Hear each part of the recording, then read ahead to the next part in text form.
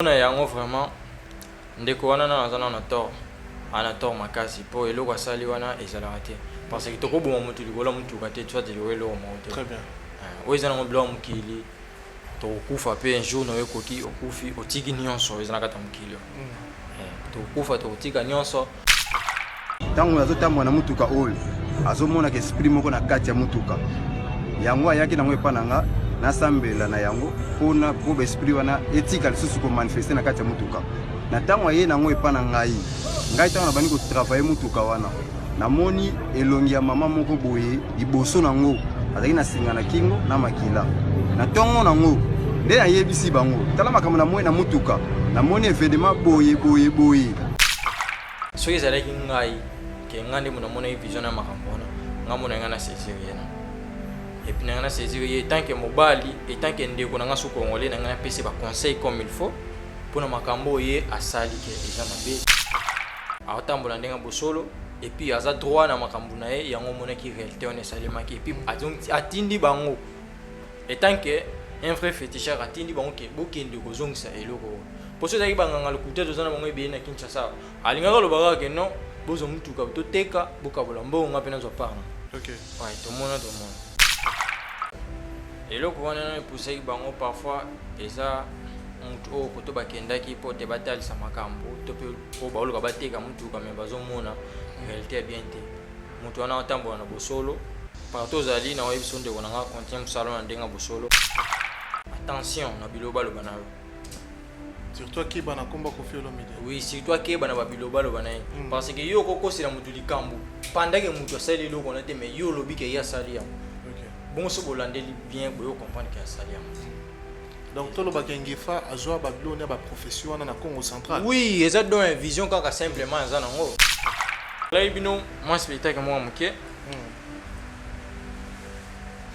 Oui, ça a bien plaisir, bien moko. Ah on a bien 1000 francs. Les allées vraiment magique. On va bien na combo ya. Les gens des abosé le za fondé nanga moko.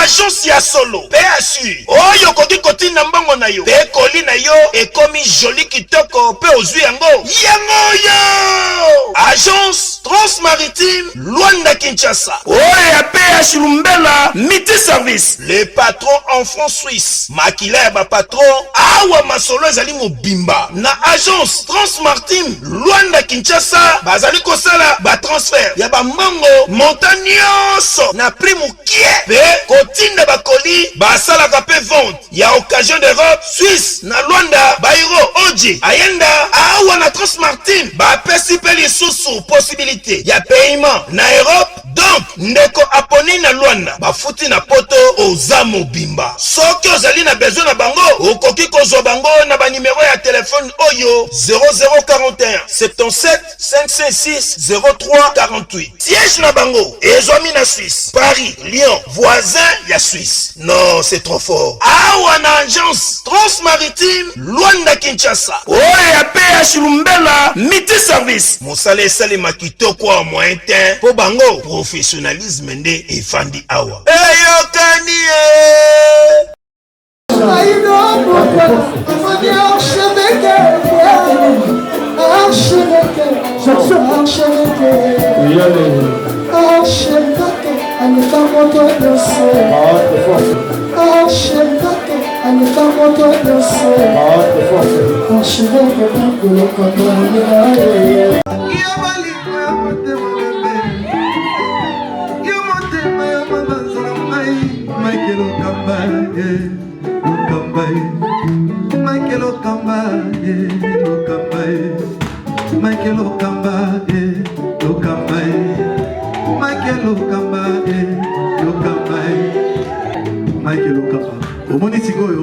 l'artiste, c'est l'improvisation.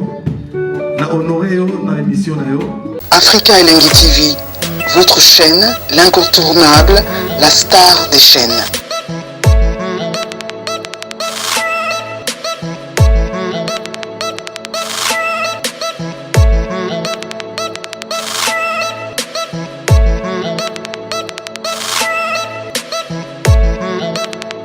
Africa Elengi TV, la magie de l'info.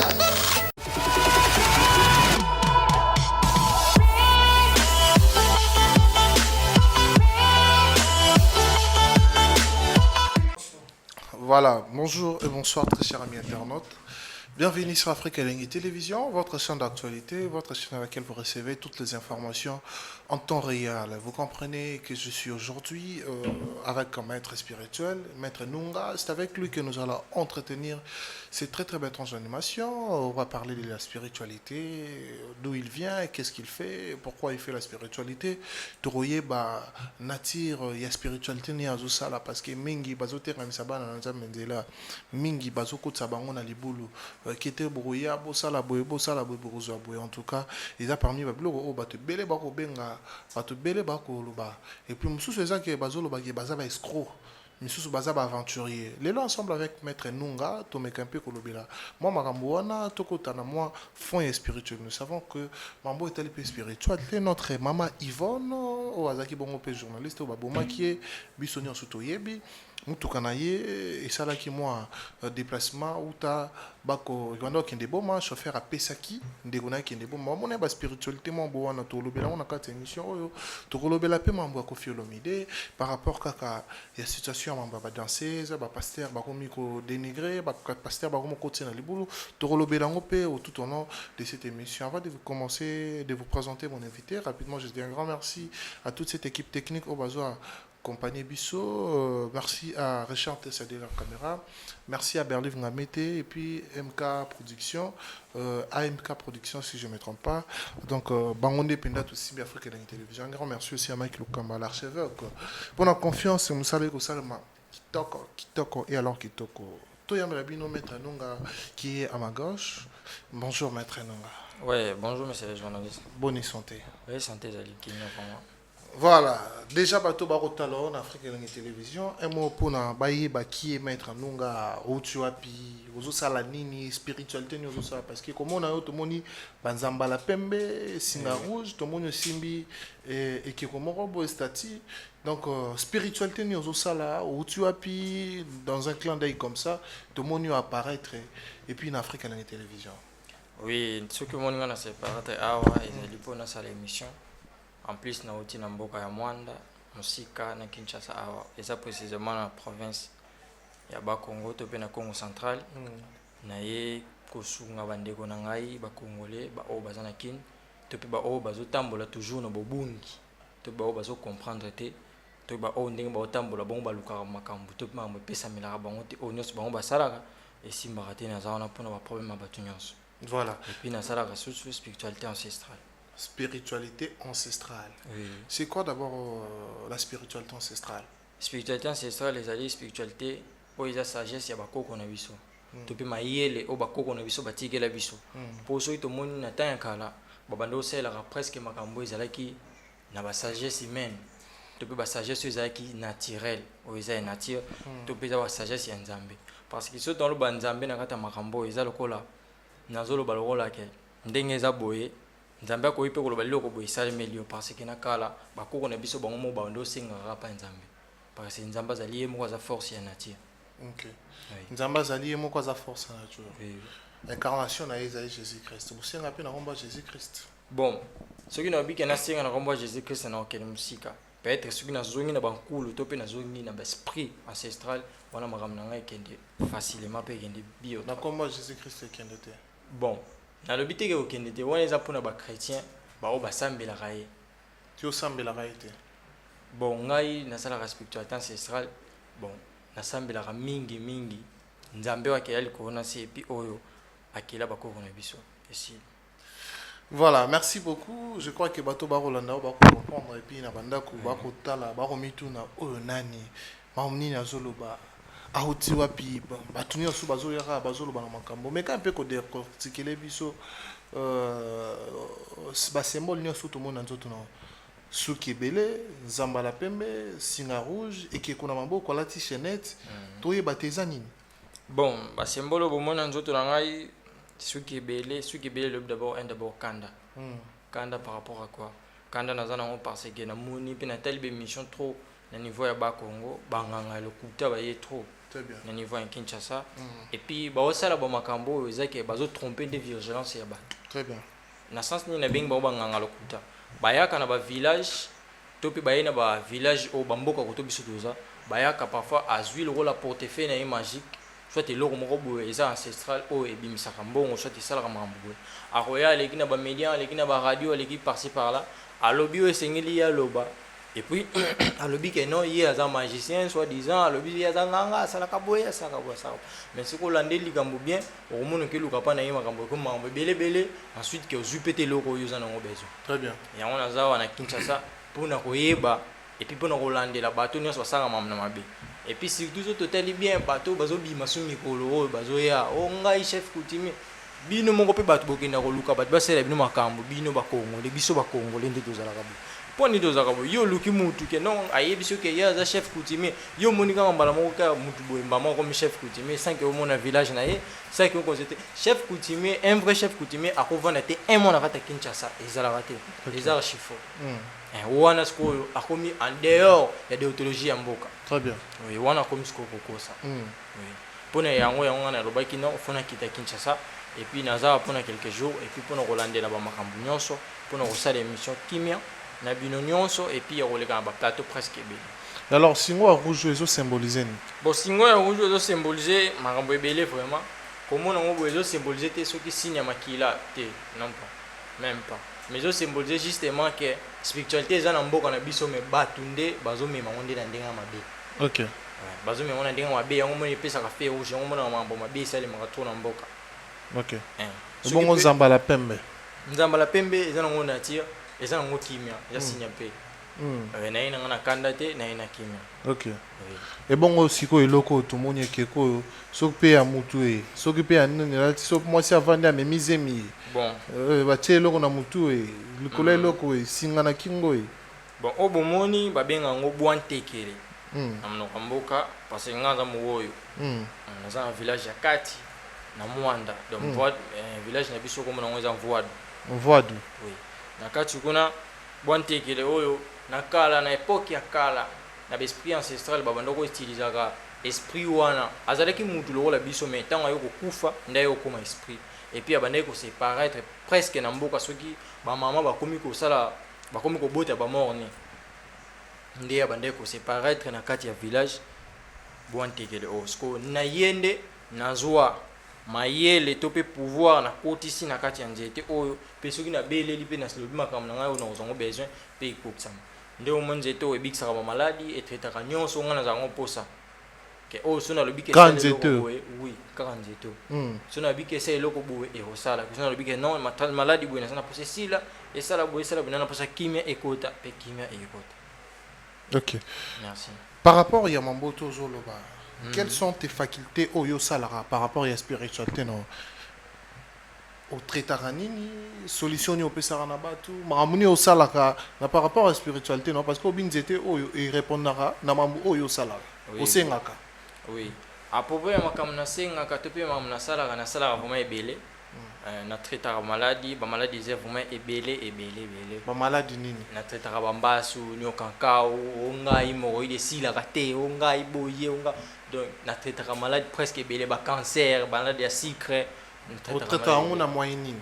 Bon ko traiter yango ba moyens ebele ce qui est que maladie monsieur ezala ke maladie monsieur eza physique to pesa naturel et là on est batu mingi to pe banganga ya mikolo ya Kinshasa bazoyeba so eloko na te parce que bazoyeba so te ko distinguer to pe ko joie to pe ko comprendre très bien que maladie o eza naturel to pe o eza physique to pe o eza na ba esimba na spiritualité. Très bien. Nde bazo comprendre so te eloko wana ba komi kaka nyonso ko mélanger nyonso komi kaka kisi te non pas nyonso te eza kaka oyo eza mambo ya esprit nyonso te maladie monsieur eza eza naturel soka landeli ba kisi nango ou soit à l'année bakis dans un niveau ancestral to peut toujours na bomboka à l'année makasa village tout ou soit à kepe azuki samndele entre temps azola na makasa mboka bazola ndela pe ko sila eza maladi nzamba salate mutu moko na mukili oyo azala ke asila abela kana mukili mobimba oyo abela rati kino ko kufa ezala rati wana vraiment ezar chifo pour dire ezala rati. Très bien.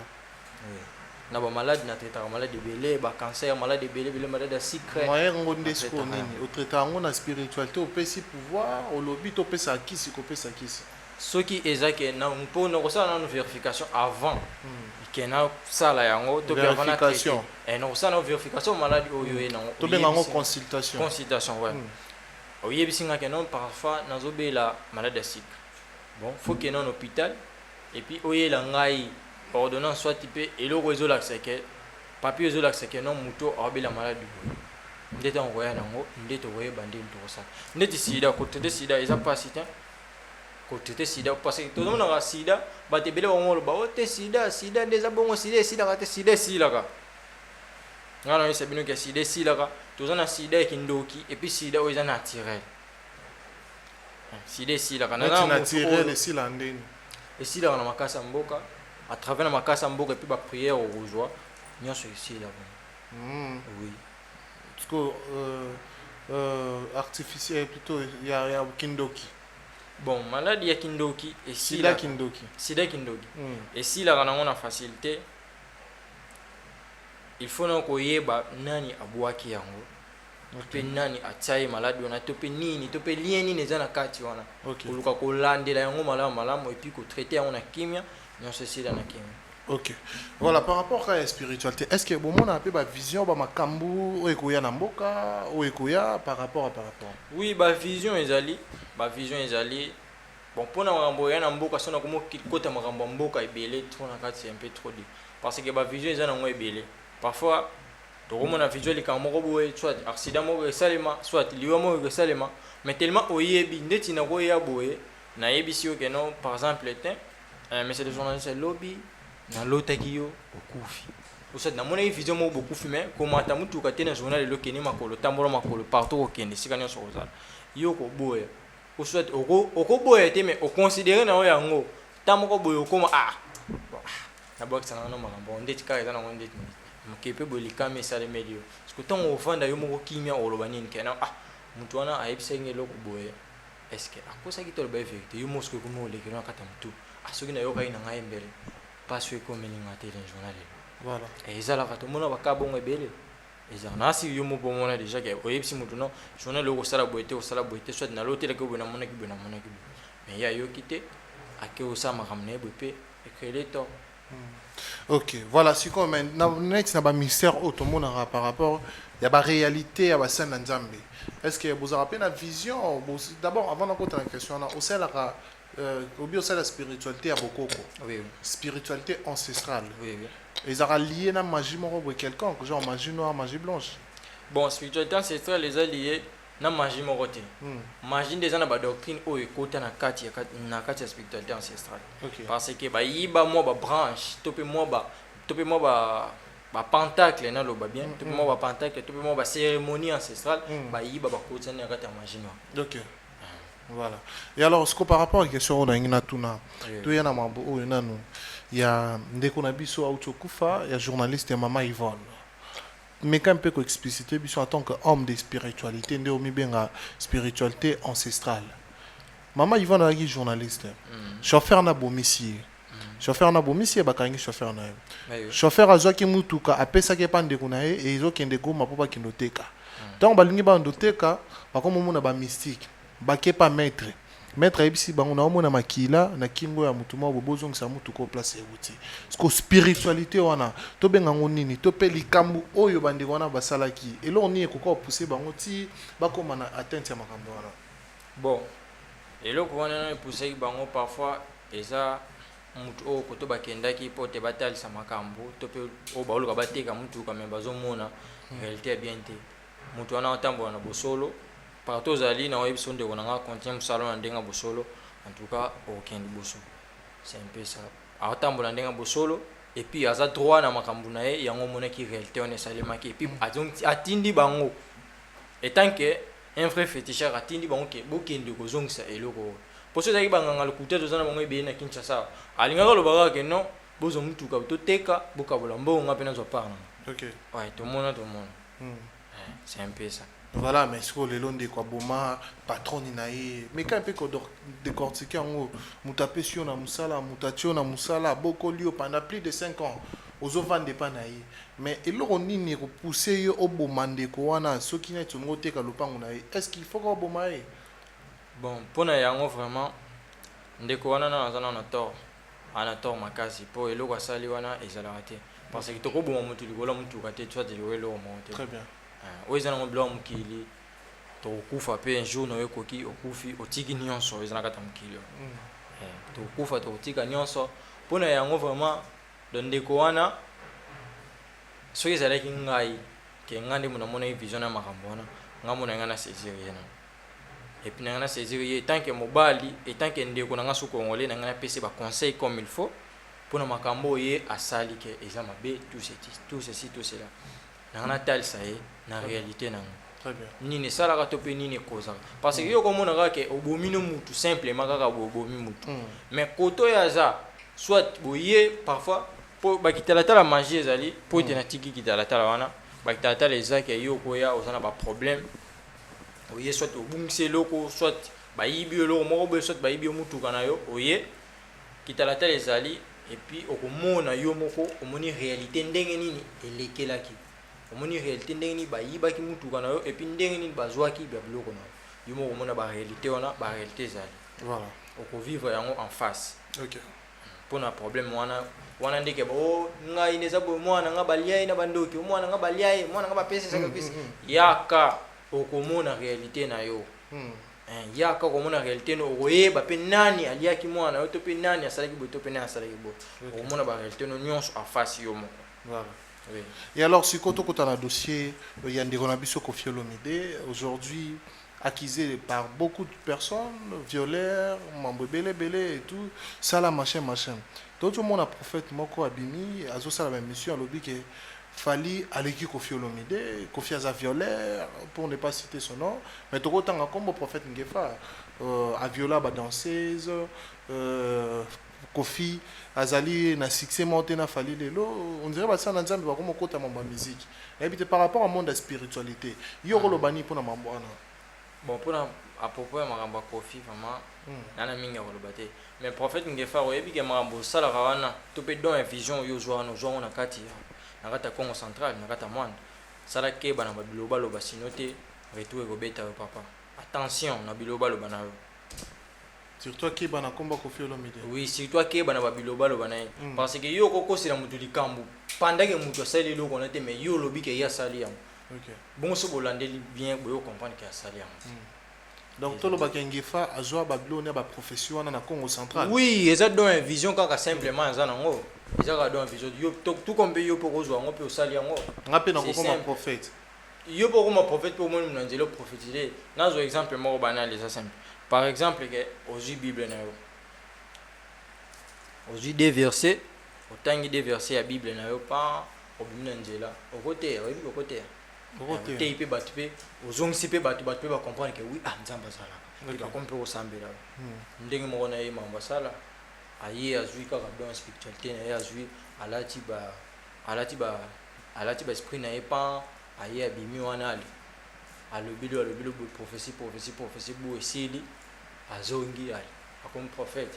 Bon yo ebindeni ki azongo na Congo central que prophète Ngefa ki na Congo central pour zo donner ya prophétie. Est-ce que yeta on ya Congo central ko lobela yo ebindeni te ngapi ne tuna question est-ce que yeta on ya Congo central ko lobela et bon lobela ki yo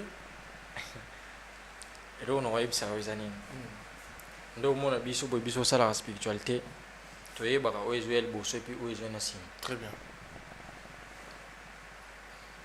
Boyebi ozo ya na liboso na ozo ya na sima. Oui to yebi.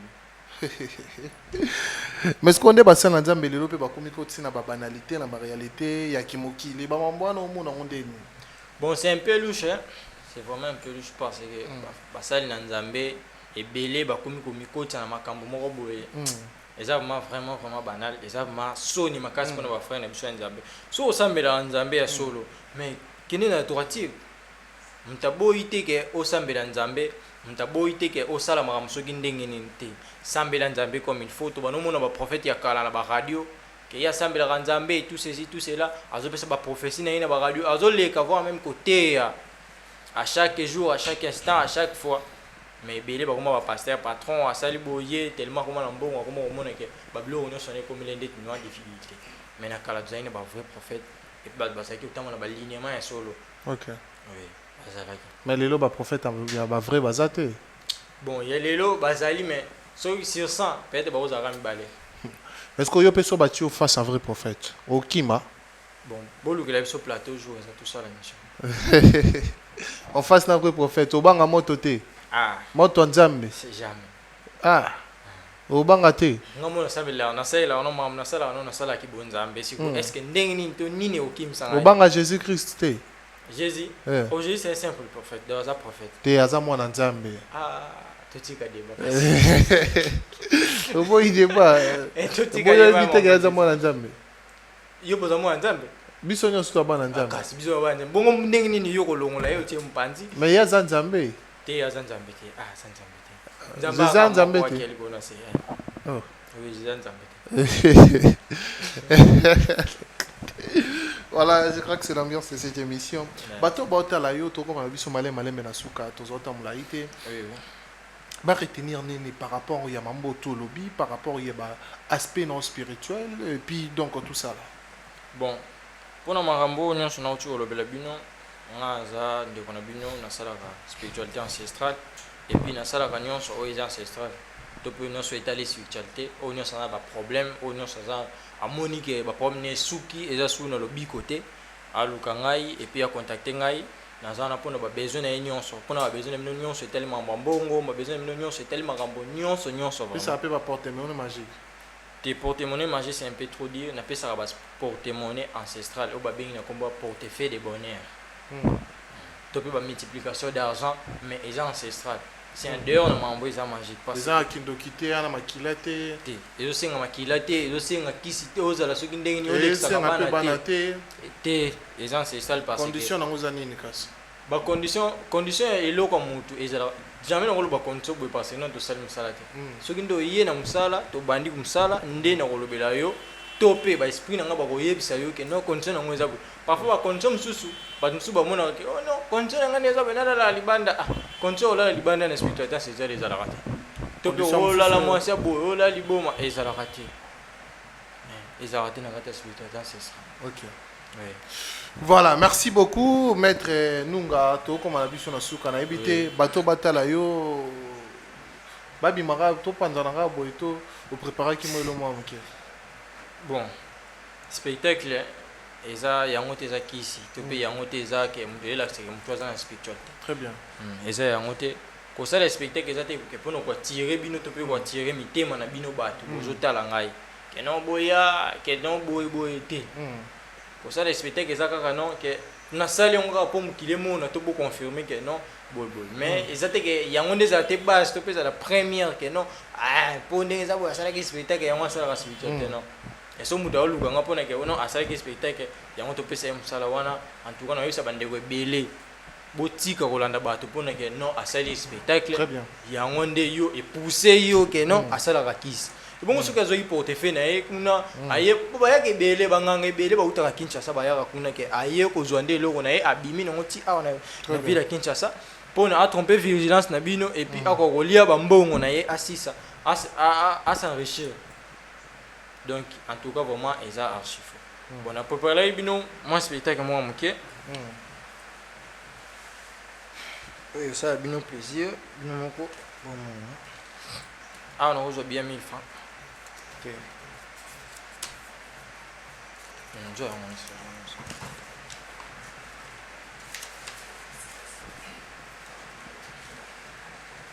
Simba ngo. Ozomona o babenga ngo ezali vraiment magique. O babengi na kombo ya eza ndeza boze loko za fondé na ngamoko. Eza teke o soki nini bokanisa soki za esprit mo na kati te. Même pas ils a fondé na ngamoko parce que nyos bomoni awa ils ndike eloko na sali na papier et puis oza poso ya nouveau testament na kati ngamoko na juna tie papier et puis na koti esprit na kati nango l'esprit anda komi ko bisa mbongo to pa komo sala ba besoin ba bazana ngo posa. OK.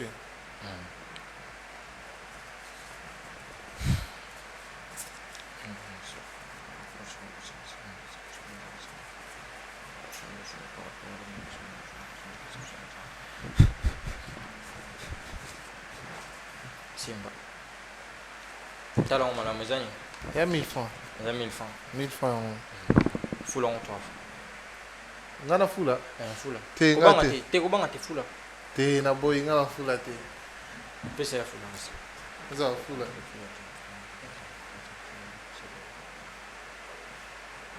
Ya. Gumba linga. Depuis on a katikati.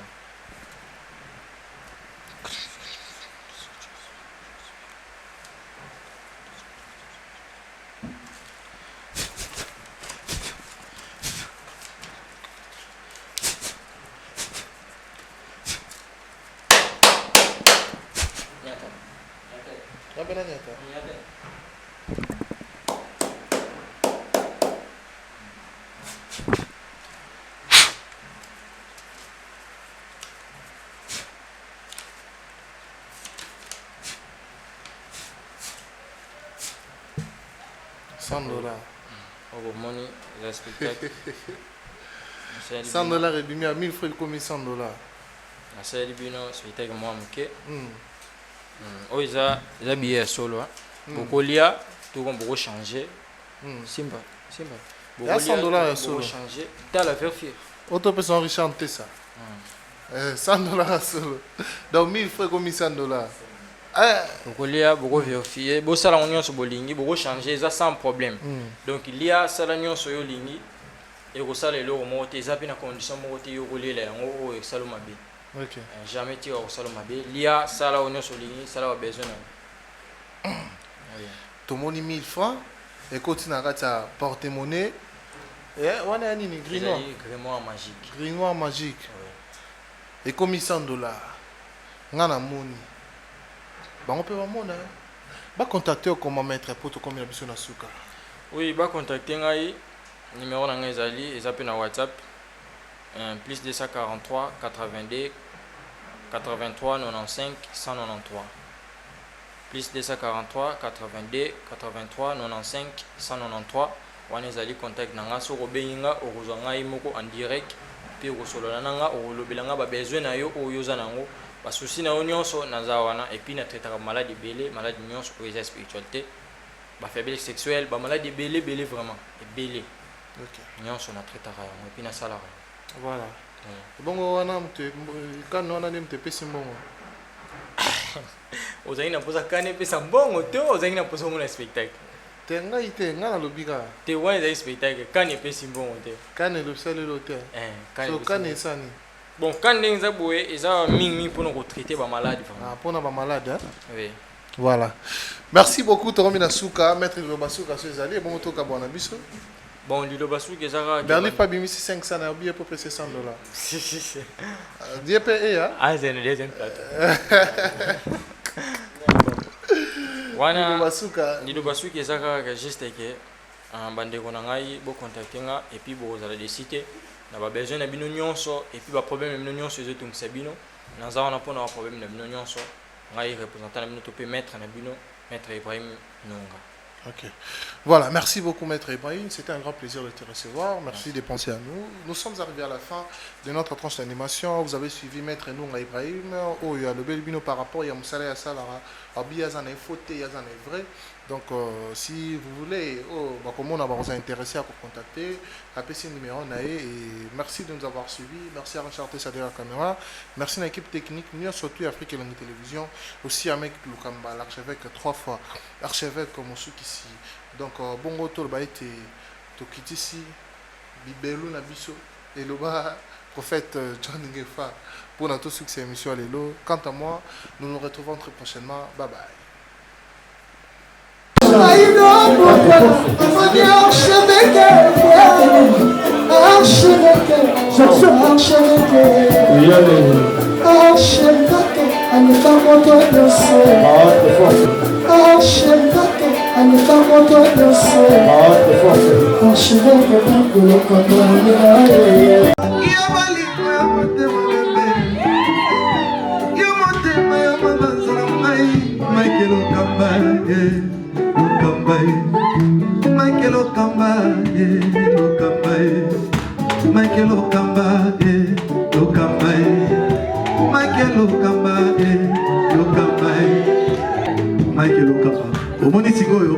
L'artiste, c'est l'improvisation. Na honoré yo, na émission na yo. Africa Elengi TV, votre chaîne, l'incontournable, la star des chaînes.